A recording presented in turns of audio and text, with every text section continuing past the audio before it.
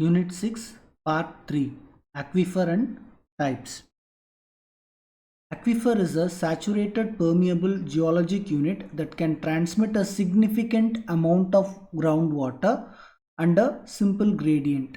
The best aquifer locations can be found in the geological conditions of sandstone, conglomerate, jointed limestone, high fractured rock.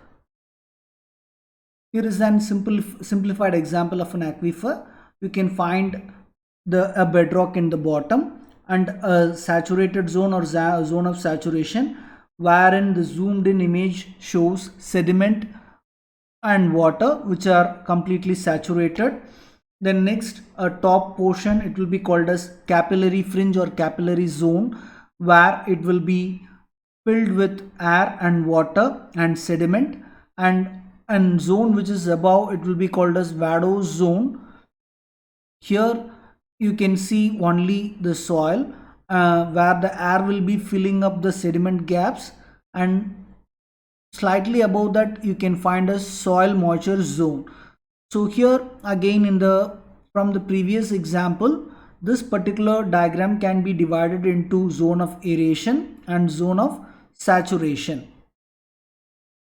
The next follows the same example diagram in a clear cross-sectional view. You can see the zone of aeration, it will be called as unsaturated zone, and the zone of saturation, it will be called as saturated zone, where it will be having groundwater table or simply groundwater. The above unsaturated zone, it will be having three portions. First one, soil zone, next one, intermediate zone, and next comes capillary fringe. Next, aquifer. So aquifer should be able to supply or yield a significant quantity of water, because we are going to take water supply through wells from an aquifer zone in the geology. So here porosity and permeability are key factors for a good aquifer. Again, sedimentary rocks. However, in some cases, igneous and metamorphic rock may develop to be a very good aquifer zones. The important aquifers may be categorized based on their geology into alluvial deposits, carbonate rocks, sandstone and conglomerates, igneous and metamorphic rocks, volcanic rocks, clay. The next, again, the diagram of porosity and permeability relationship.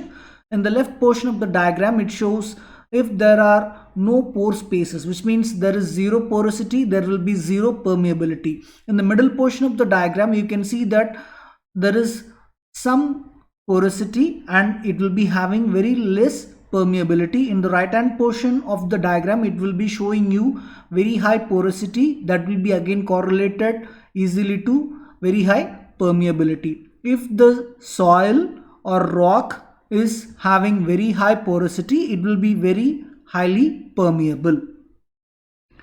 The next, confining layers. So these are all the definition layers what you need to be known to study an aquifer. A confining layer that may or may not permit water through that particular layers. So the layers can even permit water less than 10 Darcy. Darcy is the unit that will be representing water seepage or permeability. Here the confining layers are named as aquitards, aquicludes and aquifuge. So aquitards, it will be having very low permeability. So it will be able to transmit very slowly, not very slowly, the slowly water can be transmitted through this layers. Example, shale, clay, unfractured crystalline rocks. Aquiclude, it will not be able to transmit rapidly the water, so that it may not be suitable location to have a well or a spring water supply. Aquifuge is absolutely impermeable layer which will not be able to transmit water through them. The next, types of aquifers. So there is two major classification of aquifers. It will be unconfined aquifer and next, confined aquifer. In the upper portion of the diagram, you can see the top surface where there will be no confinement available. It will be called as unconfined. The English word confinement represents prison or stopping. Simply to say that if it is confined layer, then there will be no connectivity, easy connectivity to that portion. So if you are using the word unconfined, which means the water is free to move through these layers, so that it may create or it may be a good aquifer. So here in the upper portion of the diagram, above the darker horizontal line portion, you can find a word written unconfined. That shows where there is a precipitation or rain, that water will reach directly to this water table. But below that horizontal line of dark shade, you can find confined zone. The confined zone will get recharged in a place where the unconfined layer, where the confining layer ends. So the water recharge to this water table will be from a very far location, or it could be the nearest pond or lake or river in some cases. The lower left diagram in this slide shows perched aquifer underlain by low permeability unit. So what happens here? There is an unconfined aquifer, but there is a little portion, it will be having an aquitard or aquifuge, where it will be able to hold water in that particular region. So if your borehole falls on that particular region, the water supply will be very less. It may be able to supply water for a household, not for a town or a village. In the right hand side lowermost portion of this slide, you can see artesian aquifer. If it is an artesian aquifer, the water will flow naturally because the water table will be higher in that particular zone. But when the well is being dug in that particular zone into a considerable depth of the aquifer, then due to the higher level of potentiometric line, or simply to say the water table will be higher, but the water will be the borehole will be dug in a lower region of the slope, so the water will pour out naturally. So this may happen in a sloped ground. For example, the water will be having its supply from a higher region, from a higher elevation, but the borehole will be in the lowermost part of the slope, so that the water will have natural pressure which will be higher than the atmospheric pressure. So the well will have a overflow of water naturally. The next, confined aquifer, sorry, unconfined aquifer. In the case of unconfined aquifer, there will be no confinement, which means the water will not be stopped from rain or precipitation. It will enter directly to the water table. There must be a bedrock or simply an impermeable layer which will stop water from flowing below. The next, perched aquifer. In the case of a perched aquifer, here this is a special case of an unconfined aquifer. There will be a unconfined aquifer in that particular zone, but there is a little portion beneath the soil where there will be an aquiclude or aquitard which can store water there. And if your borehole or well hits that particular zone, you will be able to have water supply, but not to a greater extent. The next, confined or artesian aquifers. The confined aquifer or artesian aquifer, it is having one more name called pressure aquifer, because the reason is that there will be an aquiclude on both the portions, both the top and bottom portions, so which will create a pressure that will be greater than the atmospheric pressure, and due to that particular reason the water present in the confined aquifer will be pressurized, and due to that particular reason it is named as pressured aquifers. So in the right hand side diagram of this particular slide, you can observe very clearly the closely lined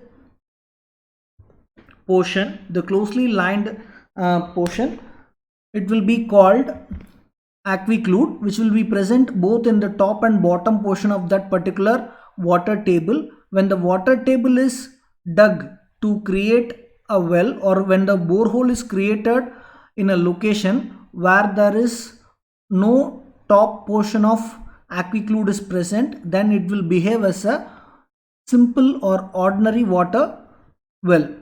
Then next, when the borehole is dug between two aquiclude layers, it will behave as a artesian well, where the water level will be naturally higher than the normal water well. Next, when the well is dug out at the lower end of the slope, here you can see a dotted line, it will be which will be passing throughout the diagram. It will be called as potentiometric surface. When the well is having its top surface below the potentiometric surface, then there will be a natural overflow of water in that tube well, or simply cased well. The reason is this: the water table is located in a higher elevation zone, which means the water table is represented by the potentiometric surface in the diagram, but the water is drawn out of a well which is in the lower end of the slope. So this is the reason why the artesian wells which is present below potentiometric surface will have overflow of water naturally. Next comes confined aquifer or artesian aquifer explanation. You can see both confined and unconfined aquifer present in the same diagram. So here it is represented as a river stream where there will be a supply of water through the river system, and the location which is present beneath the river, it will be called as unconfined aquifer, and there is a layer of partial confinement will be present between the confined and unconfined aquifer. It will be simply called as aquitard. Then again there is a layer which will be having, which means the portion which is present between two watertight region, it will be called as confined aquifer. So this is how in nature it will be formed. In the left hand side portion of this particular diagram, you can see the name perched aquifer. This perched aquifer, it is a small zone. It can supply water to a limited number of time or to a limited number of people. It cannot be able to supply water to a very large community, even to a village or to a town. The next, potentiometric surface. So it is the representative surface of the level to which the water will rise in a cased well when it penetrates properly into a confined aquifer.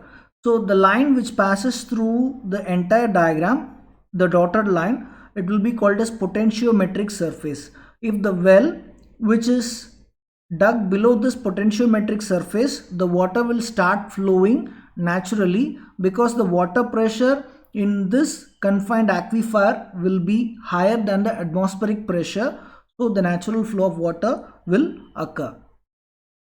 Then next, the example of artesian aquifer. The same thing is shown in this diagram. So you can see the region of recharge in this diagram. So the impermeable layer, or simply aquiclude or aquifuge or aquitard, that will not be present in the topmost portion where the word recharge is written. When there is a rain or when there is a snow melt water or river flow water, that can enter through the recharge word location into the water table, and it will enter into the confined zone.